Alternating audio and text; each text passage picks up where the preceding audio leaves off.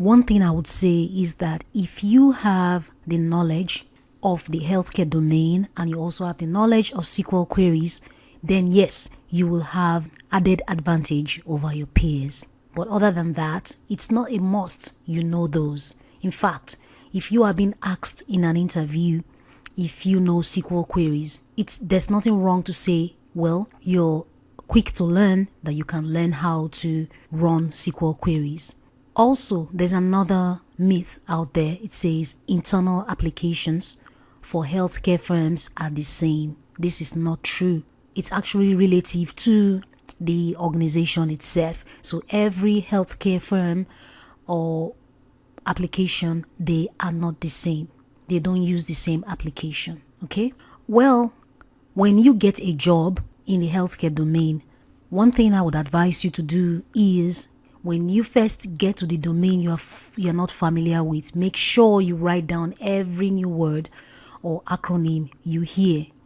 Find the meaning afterwards. Keep a glossary of terms, okay? That's how you slowly catch up or understand the domain over time. In this course, I'm presenting the healthcare domain, but I don't have everything on this slide. But if you have an idea of what's on this slide, you're good to go in the interview. Also check company website for information. There are tons of information there. Explore the application too. Learn about the lines of business for each product. So the key thing to take away from this slide is to keep glossary of terms. So if you are talking with a colleague or you're talking with your manager and they use an acronym or use something that you're not familiar with, when you get back to your desk, try to find the meaning. Use Google, or you could just ask your mate or your fellow employee to say, what's the meaning of that acronym? Write it down when they tell you. That's how you learn, okay? What is healthcare? Well, healthcare is medical action that is geared towards curbing illness or performance of necessary medical measures to improve a person's health, which may be done through surgery, administering of medicine, or other means. These are services offered through a healthcare system comprising of hospitals, physicians, with the aid of computer systems and medical laboratories. So in a nutshell, healthcare is just medical action that is implemented to take away sickness from a person. There are two types of healthcare application. This healthcare application is EHR and EMR. As you can see, we have the EHR, electronic healthcare records, and EMR, electronic medical records. The EHR is records that has to do with vaccination, fitness records, and medical records, and many more.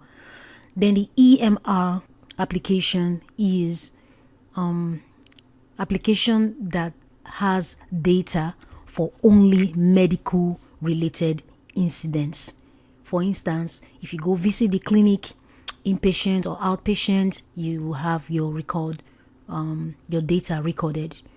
Any visit to the hospital, your information will be recorded. Even dental treatment, it will be recorded.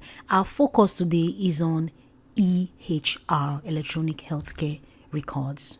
The entities relating to healthcare. We have the patient, we have the provider, we have payer.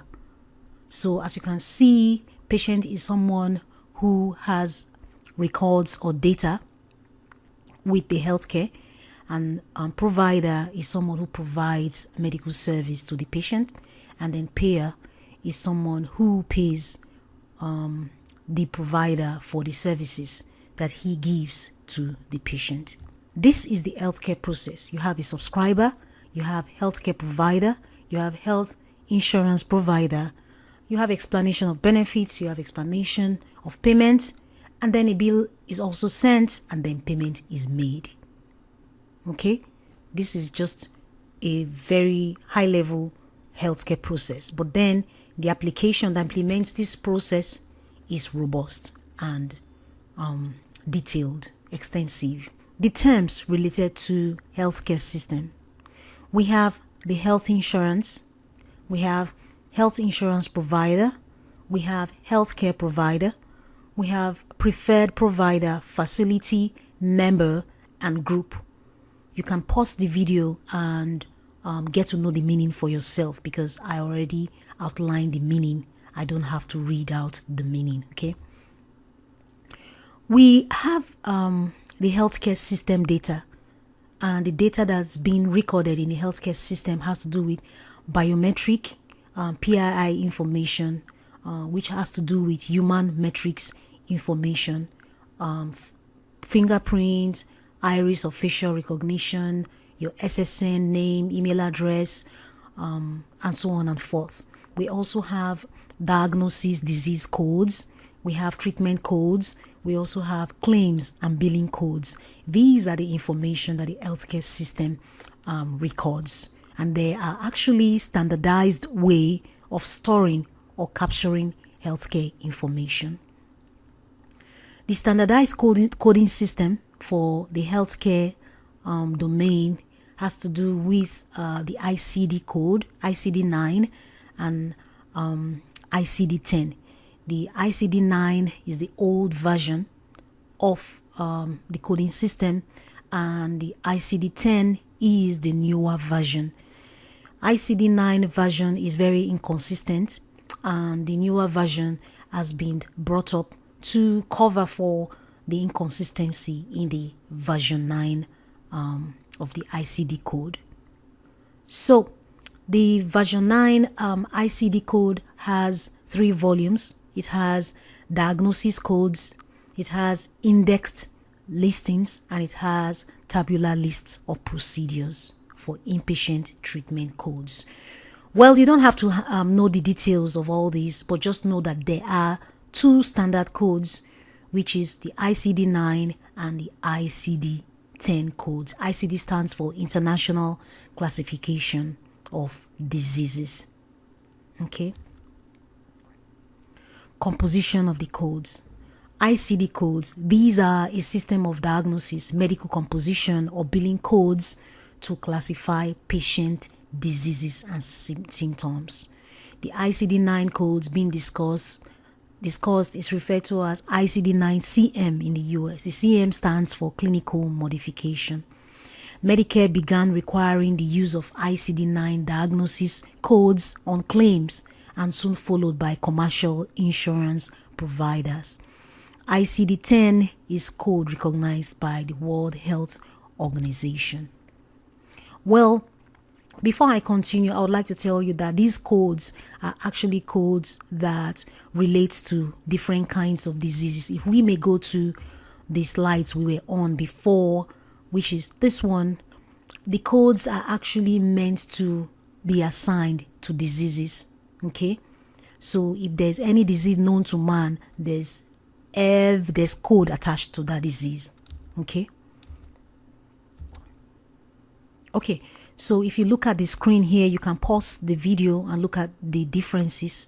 Here we have the ICD-9-CM, we have the ICD-10-CM, which is specific to the US, and then you have the characters for those codes.